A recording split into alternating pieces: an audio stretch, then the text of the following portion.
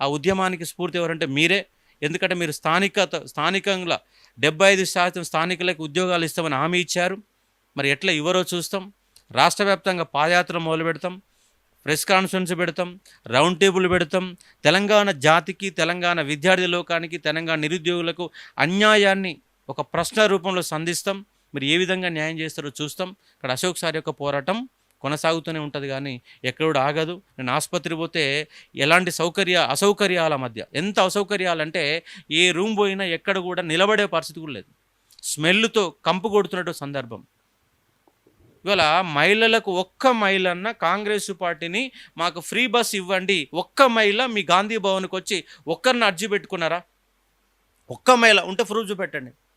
మహిళలు మేము బస్ ఎక్కలేకపోతున్నాం, కిరాయి చెల్లించలేకపోతున్నాం, మేము టికెట్ తీసుకోలేకపోతున్నాం, ఒక్క మహిళ అయినా మీ కాంగ్రెస్ పార్టీకి రిక్వెస్ట్ లెటర్ ఏ మీటింగ్లోనైనా, ఏ బహిరంగ సభలోనైనా, ఏ నాయకుడికైనా ఎక్కడైనా మీకు లెటర్ పెట్టారా?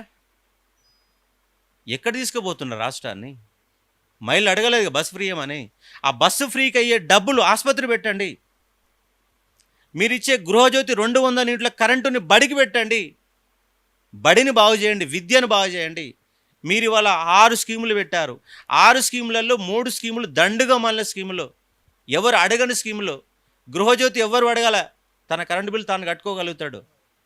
బడిలో పిల్లవాడు పాట మంచి చెప్పి ఆ పిల్లవాడు బాగుపడతాడు. ఎవరు కూడా గ్యాస్ ఇవ్వని అడగాల, గ్యాస్ కట్టుకున్నారు. ఎన్ని రోజులు పెరిగినా కూడా కట్టుకుంటున్నారు. గ్యాస్కి అయ్యే పైసలు విద్యా వైద్యాన్ని పెట్టండి. మహిళకు అయ్యే బస్సు ఫ్రీని విద్యా వైద్యాన్ని పెట్టండి. రాష్ట్రం బాగుపడుతుంది, మానవ వనరుల అభివృద్ధి జరుగుతుంది. వాడు చదువుకుంటే ఈడగావత్ ఇంకొకడ బతుకుతాడు. అది కావాల్సింది. కాబట్టి మీరు ఓట్ల కోసం ఆడినటువంటి నాటకంలో రాష్ట్రాన్ని బలిపశువుగా మార్చే ప్రయత్నం జరుగుతుంది. అప్పుల ఊబిలోకి తీసుకుపోయే ప్రయత్నం జరుగుతున్నది. ఇవాళ ప్రణాళిక వ్యయం తగ్గిపోతున్నది. రోడ్ అండ్ ట్రాన్స్పోర్ట్ ఖర్చు పెట్టే శక్తి మీరు శక్తిహీనంగా మారిపోతున్నారు. ప్రణాళికేతర వ్యయం ఉచితాలతోటి ప్రణాళికేతర వ్యయం తగ్గిపోతున్న ఒక సందర్భము. కాబట్టి ఇప్పటికైనా మారండి. ఒక తెలంగాణ రాష్ట్రాన్ని ఒక శ్రీలంకలాగా మార్చకండి. ఉచితాల పేరుతో అడుక్కునే పరిస్థితి తయారు చేయకండి. రూపాయి కిలో బియ్యం కూడా ఎవరు అడగాల? 5 రూపాయలు పెట్టి కిలో బియ్యం. దానికి అయ్యే ఖర్చును వేరే మార్గాలకు అన్వేషించు. ఇవాళ ఒక ఛాయ్ తాగితే 10 రూపాయలు, 1 రూపాయి కిలో బియ్యం ఎట్లా ఇస్తావండి నువ్వు?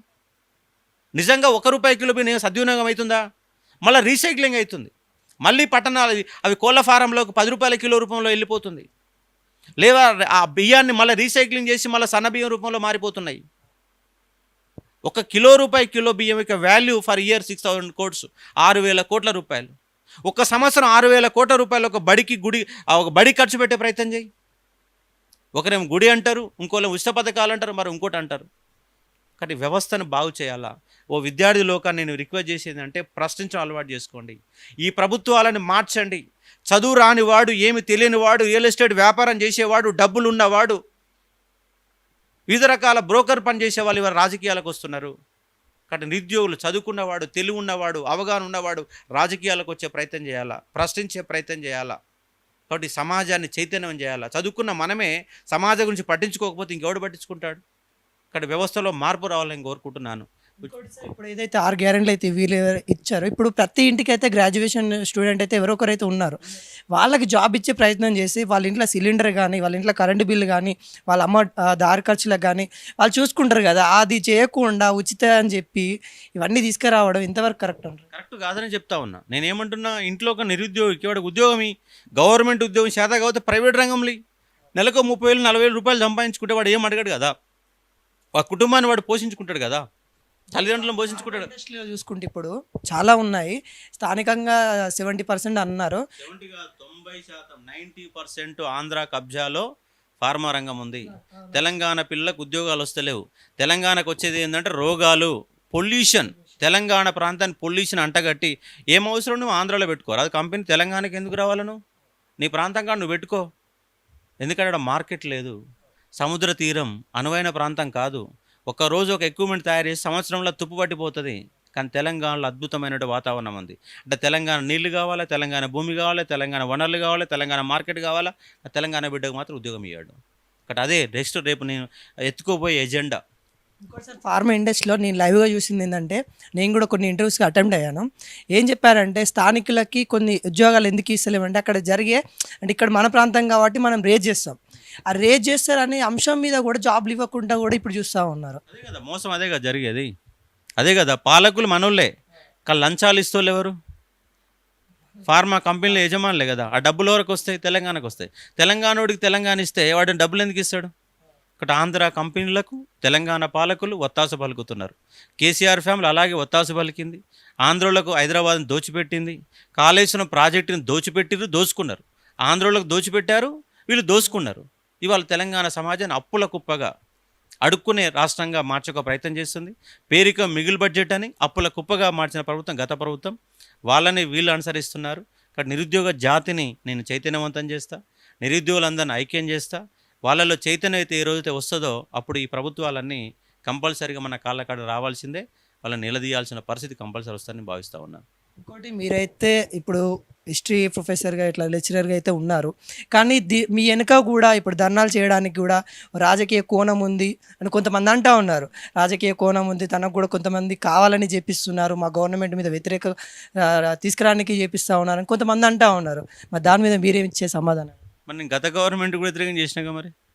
మరి గత గవర్నమెంట్ వ్యతిరేకం చేసినప్పుడు అప్పుడు కాంగ్రెస్ వాళ్ళు మరి నాకు అండగా నిలబడ్డట్టేనా? మరి అసలు కాంగ్రెస్ సమాధానం చెప్పాలి కదా. మరి గత ప్రభుత్వాన్ని వ్యతిరేకంగా పనిచేసిన ఈ ప్రభుత్వం అధికారులను ఈ ప్రభుత్వాన్ని వ్యతిరేకంగా పనిచేస్తున్నా కదా. ఇప్పుడు గత ప్రభుత్వం చేసి అట్లనే ఉంటే నువ్వు నన్ను ప్రశ్నించవచ్చు. మరి గత ప్రభుత్వం మీద యుద్ధం చేసినా ఈ ప్రభుత్వం మీద యుద్ధం చేస్తున్నా, అప్పుడు ఏ ప్రభుత్వాలు వెనకంగా ఉంటాయి? మొత్తానికైతే నిరుద్యోగ పక్షాన్ని ఏది లేదని అంటారు. నా నిరుద్యోగ జాతి ఇవాళ కాదు, ఇంక 20 ఏళ్ళు కొట్లాడుతా. ముందు కంపల్సరీగా అశోక్ యొక్క ఎజెండా, అశోక్ సార్ యొక్క ఎజెండా ఏముంటుందంటే నిరుద్యోగ ఎజెండానే ఉంటుంది. నా ముందు ఎవరు వచ్చినా నా సమస్య కోసం ఎవరు ఎదురుపడ్డా వాళ్ళు ఎదిరించే ఒక ప్రయత్నం చేస్తా, వాళ్ళు ఎదిరించడానికే ప్రయత్నం చేస్తున్నా. ఇవాళ చేసినా రేపు చేస్తే ఎల్లుండి చేస్తే ఇంక 20 ఏళ్ళ వరకు నా కొట్లాట ఇలాగే ఉంటుంది. అశోక్ సార్ కొట్లాట, నిరుద్యోగ కొట్లాట, అదొకటే ఎజెండా. ఆ ఎజెండా తప్ప నాకు ఎజెండా ఇంకే ఎజెండా ఉండదు నాకు. ఎంతమంది ఉన్నారు అనుకోండి మన తెలంగాణలో నిరుద్యోగం ఎంత దాదాపుగా ఎంత శాతం ఉంది, ఏ విధంగా ఉంది? తెలంగాణ పబ్లిక్ సర్వీస్ లెక్కల ప్రకారం 30 లక్షల మంది ఎన్రోల్ చేసుకున్నారు. దాంట్లో నియరెస్ట్గా తెలంగాణ ప్రాంతంలో 10 లక్షల మంది విద్యార్థులు మానసిక సంఘర్షణతో ఇబ్బంది పడుతున్నారు. ఎందుకంటే క్వాలిఫికేషన్ చూస్తేనేమో పీజీలు పిహెచ్డీలు ఉంటాయి, ఉద్యోగాన్ని పోతే 8,000 రూపాయలు దొరుకుతుంది. అంటే వాళ్ళ పనికి ఆహార పథకాన్ని కూడా నిరుద్యోగులు అనేవాళ్ళు పోతున్న ఒక పరిస్థితి. ప్రైవేట్ స్కూళ్ళల్లో పనిచేస్తే 8,000 వచ్చే పరిస్థితి. జూనియర్ కాలేజీలలో ఆర్ట్స్ విద్యార్థులు లాంటి వాళ్ళు కనుక పనిచేస్తే 5-6 వేలు వచ్చే పరిస్థితి. అంటే చదువుకున్నటువంటి దానికి సరైన విలువ దొరకడం లేదు. ఆ విలువను పెంచాలంటే, గౌరవంగా బతకాలంటే కనీసం ఇవాళ ఒక నిరుద్యోగి తక్కువలో తక్కువ 30,000-40,000 రూపాయల జీతం పక్కా దొరకాల్సిందే. ఒకవేళ వాళ్ళు వీళ్ళు చెప్పే అంశం ఏంటంటే వాళ్ళు చదువు లేదు, స్కిల్ లేవంటావు. స్కిల్ అయితే స్కిల్ నేర్పించు, అది ప్రభుత్వం యొక్క బాధ్యత కదా. చదువు బాగలేదంటే ఎవడు దానికి బాధ్యత వహించాలా? బడి బాగలేకపోతున్నాయి కదా చదువు రాంది. అంటే గత ప్రభుత్వాలు మోసం చేసినాయి, ఈ ప్రభుత్వం కూడా మోసం చేస్తుంది. అక్కడ విద్యా వైద్యమే లక్ష్యంగా నిరుద్యోగ జాతిని ఏకం చేసి వాళ్ళ ఉద్యోగ కల్పన లక్ష్యంగా నేను పనిచేయడానికి సిద్ధమైన పనిచేస్తాను. ఇంకోసారి గత ప్రభుత్వం చూసుకుంటే డిస్టిక్ ఒక మెడికల్ కాలేజ్ కట్టిస్తూ ఉంది, కానీ ప్రాథమిక స్కూల్ చూసుకుంటే దరిద్రంగా ఉన్నాయి. మరి ఇక్కడ బేసిక్ ఏదైతే పిల్లర్ ఏదైతే ఉంటుందో అది స్ట్రాంగ్ లేకుండా మెడికల్ కాలేజ్ ఇవి తీసుకురావడం ఏ విధంగా కరెక్ట్ అంటారు? పేరుకి మెడికల్ కాలేజ్ పెట్టిరు, ఎక్కడా స్టాఫ్ లేదు, ఎక్కడా సౌకర్యాలు లేవు. ఉస్మానియా ఆసుపత్రి కూడా ఎంత దరిద్రంగా ఉందో, ఎక్కడ పోయినా వాసన, బెడ్లు సరిపోని లేవు, కిక్కిరిసిన జనము, కనీసంగా ఏసీలు పనిచేయవు. కనీసం తీసుకుపోయి వీల్ చైర్ కూడా కిరికిం నూక్త పోవట్లేదండి. నన్ను పట్టుకొని ఇద్దరు లాగుతే తప్ప ఆ చైరు ముందుకు పోనే ఒక పరిస్థితులలో ఇలా ఉస్మానియా ఆసుపత్రి, రాష్ట్రంలో ఒక పెద్ద ఆసుపత్రి ఉస్మానియా ఆసుపత్రి. అంటే వాళ్ళ ఆరోగ్యం కోసం పోయినట్టుగా లేదు, ఆసుపత్రికి సావడం కోసం పోయినట్టుగా ఉంది. ఇది నేను ప్రత్యక్షంగా నా కళ్ళ ముందు వితిన్ ద 1.5 డేలో ఎంతమంది చనిపోయారంటే 20 మంది శవాలు నా కళ్ళ ముందు చనిపోయినాయి. ఇంకా వేరు వార్డులలో ఇంకెంతమంది చనిపోయారో నాకు తెలియదు. అంటే చావడం కోసమే ఉస్మానియా ఆసుపత్రి పోవాలన్న ఒక పరిస్థితిని వాళ్ళ కల్పిస్తున్న దౌర్భాగ్యం మన పాలకులది, గత పాలకులదే. ఈ పాలకులు అట్నే చేస్తూ ఉన్నారు.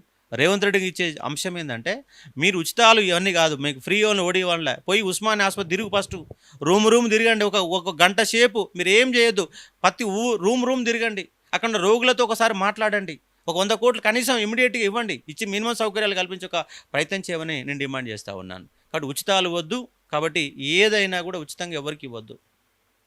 ఇప్పుడు ఏ విధంగా అంటే ఇప్పుడు గ్రూప్స్ ఎగ్జామ్స్ అయితే డేట్ అయితే రిలీజ్ చేశారు వాటి మీద ఏమంటారు అసలు ఎగ్జామ్స్ ఏ డేట్లో కండక్ట్ చేస్తే బాగుంటుంది లేకుంటే డేట్ ఎక్స్చేంజ్ చేస్తే బాగుంటుందా లేకుంటే అవే డేట్లో పెడితే బాగుంటుంది ఏ విధంగా చూడొచ్చు. ప్రజెంట్ ఆల్రెడీ తేదీలు వచ్చినాయి.